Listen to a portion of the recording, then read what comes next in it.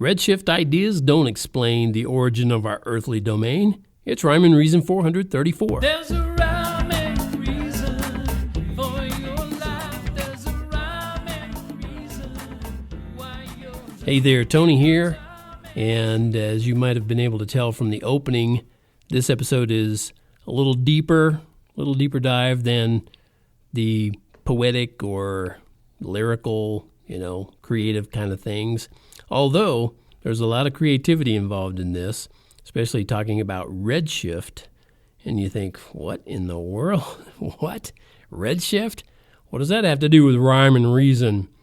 Well, if you've never heard of it, or you've looked into the redshift of light from distant stars, or the cosmic microwave background radiation, how's that for a term? You can just call it CMB. And let's talk about the amount of helium in the universe, all of that. If you've never heard of or, looked into that, don't feel bad, because it's not, exactly typical dinner conversation. I would say it's probably not typical stuff you'd find in other podcasts of guys who, call themselves singer-songwriters, etc. But it's all pretty darn important, because it all contradicts the Big Bang Theory. I'm not talking about that silly little TV show. I'm talking about the Big Bang Theory of how everything in the universe came to be. So I got a little connection here of Redshift and the lithium sunset. Okay, now he's really jumped off the deep end. Redshift, lithium sunset. Where in the world could this be going, right? Well, I'm a big fan of Sting's music, and, it's an acquired taste, I guess you could say. Not everybody would like Sting's music, but I like it. I like it a lot, as a matter of fact. It's one of my favorites. You might remember him from being the lead singer of The Police. What? You've never heard of them either? Well, you can take my word for it then. They were a highly successful band from the 80s, way back in the 20th century. And, even though that's a long time ago, Sting's still pretty darn popular and going strong these days. Anyway, back to the point. Sting wrote a song called Lithium Sunset. And it's another one of his tunes of, angst. It uses educational sounding lyrics to convey an emotion. And that's cool. I like that. It sure beats tear in my beer 'cause I'm crying for you, dear. If that's a song you like, I'm sorry, but that one rubs me the wrong way. Anyway, trouble is with Sting's song, it sounds like more of his personal confused reality. And I'm sure that he doesn't see it that way. I can guarantee you. And it's a shame because, like I said, I really do enjoy his music, just not many of his messages. For example, here's a little bit of the lyrics from that song, Lithium Sunset. He says, "Take this heartache of obsidian darkness and fold my darkness into your yellow light." See what I mean? 3 references to darkness in 4 little lines there. 2 of the instances of the word itself, darkness. Darkness. He has it in 2 lines. Obsidian darkness and fold my darkness into your... Oh, man. And that term obsidian, I guess he just added that for some oomph, but that's basically a piece of volcanic rock that looks like black glass. Pretty cool.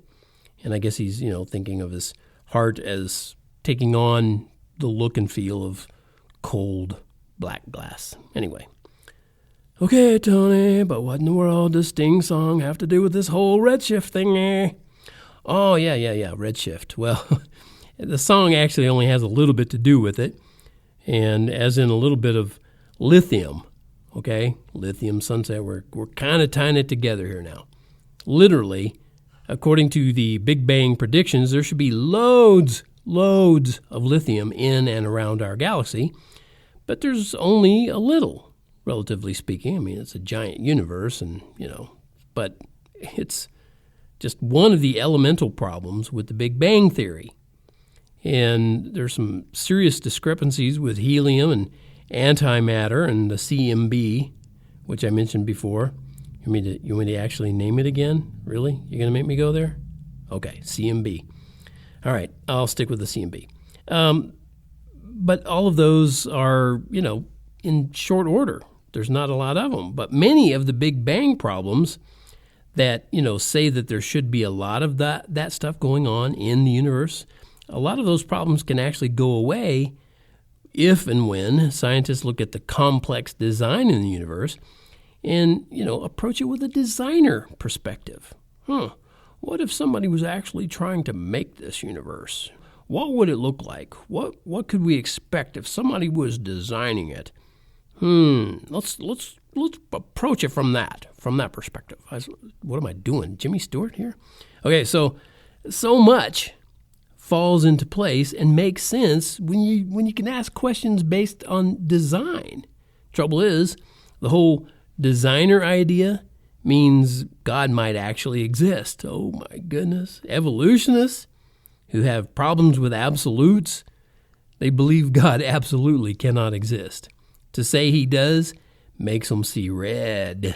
Yep, I'm pulling myself back to that redshift. I hope they experience a red shift before they leave the planet for good. Now, that red shift is starlight as it moves away. And they found this out, that stars and the starlight moving away from us and our perspective and all that. And they call that redshift. And you could get more into that. You could go to the links in the show notes that go with this episode. Let me look. Do I have I got to look and see if there's actually a link. I don't think I made a link this time. But if you go to some of the links that I've shared in other episodes that lead to Walt Brown's book online, he's got his book online, pretty cool. You'll see there's a whole section there, and he's very, a lot more of a deep dive into that. I'll put it that way. So you can learn some stuff, and you'd be like, something here sounds right. Or, you could be rebellious and say, this guy's an idiot. Well, this guy, has his degrees and stuff from MIT. Where'd you get yours? I got mine from School of Hard Knocks. So for now, just explain to me, you redshift rowdies, the speeding starlight velocities and how quasars stick with galaxies, contradicting Big Bang theories. I'm sure somehow it makes sense to you, but only because you want it to, and your agenda is so see-through, and most still buy your worldview voodoo. Your thoughts will have a Doppler effect. Your understanding will be perfect. If you can admit you're incorrect, you and your soul can still resurrect. All right, dive into that one and see if it makes any sense. It does to me. I wrote it, so hopefully it makes sense to me. And until next time, remember, this is Tony, brought to you by TonyFunderburk.com, maker of fine words and music, books and merch, and rhymes and reasons. And life has rhyme and reason because God made you. There's a